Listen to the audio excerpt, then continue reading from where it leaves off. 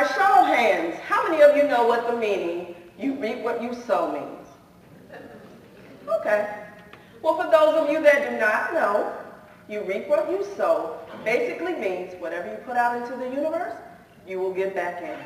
Some people call it karma, but you reap what you sow is actually a biblical scripture. It also happens to be my grandma's favorite saying. Fellow Toastmasters, distinguished and welcome guests. My grandma always said, you reap what you sow. And just to tell you a little bit about my grandmother, she was a little old southern woman from a very small country town in South Georgia. She stood about yay high, which is also why I'm so vertically challenged.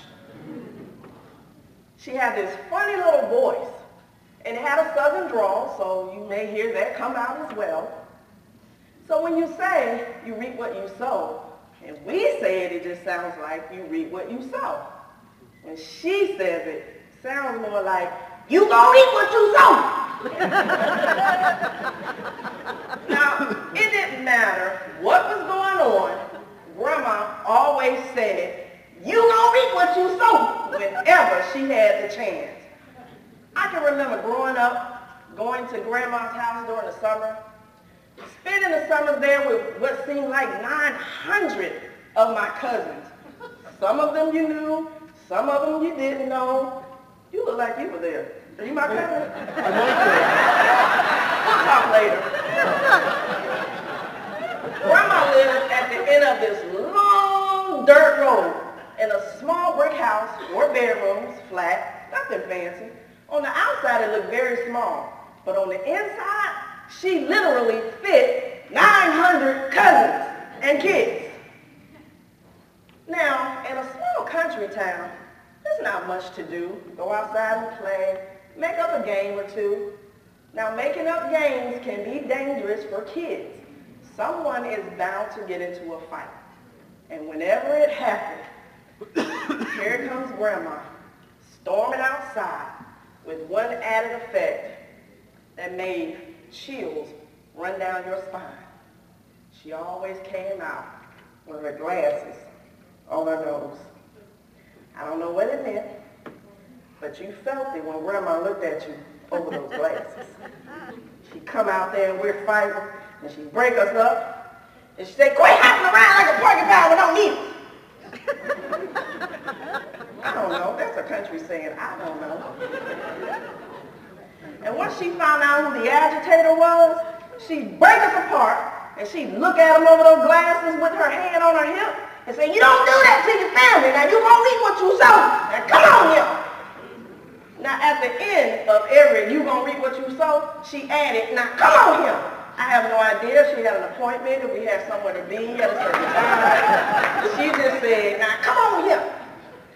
Even when we were in the house, Grandma would be all the way in the front room, all the way up here, and we'd be all the way back in the back room.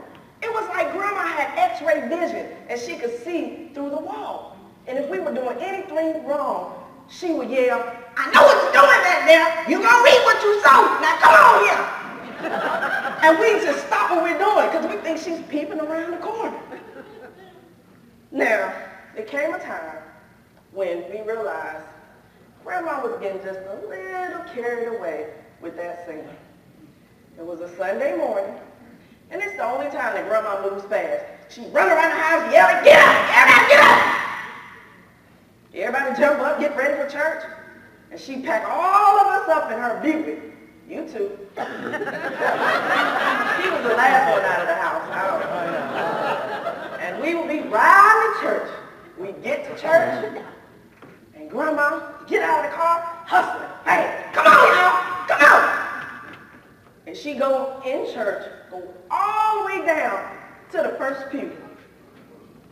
All of us sitting behind her in the second and third pews. The ushers are hiding their faces because Grandma was very vocal and embarrassing. They didn't want to deal with her. There was no time to pick her up off the floor. Every Sunday. And Grandma would sit all the way down the front rocking and waiting on Pastor to preach. And if he looked like he wanted to utter the words, you gonna reap what you sow, she would cut him off mid-sentence and yell, that's right, Pastor, tell him. You gonna eat what you sow now. Come on here, Pastor. All the kids would just slide down in the pew and hide their faces in shame. And the pastor would be looking like, all right now, Sister Powell, I'm preaching this sermon. That didn't stop her. Grandma kept going. And she would look back at us, sit down, and everybody jump up at attention. That was Grandma on a Sunday. So when we realized that she was saying, you gonna reap what you sow too much, we try to beat her to the punch. And every time she come over with her hand on the hip and looking over those glasses, we just look up at her and say, we know, we're gonna reap what we sow. Now the last memory I have of spending the summer at Grandma's house, we all went into town to go shopping with Grandma. Now in town is, in a rural area, small country area, all the stores are in one place, that's in town. So we all go in town, and coming out of the store, one of my cousins sees money rolled up on the ground. And he runs to pick it up and put it in his pocket. And there's always that one cousin. Give me some, I'm gonna tell. So he unrolls the dollars and he starts to give them some. And when the rest of us see it, we say, we're gonna tell too, give us some. So we're standing in a circle, waiting on her to give us waiting on him to give us $1 or $2. And then here comes Grandma. We all look up at her and we say, we know, we're going to reap what we sow. Grandma looked over her glasses, put her hands on her hip, and said, where's my cut? Now come on here, let's go. Contest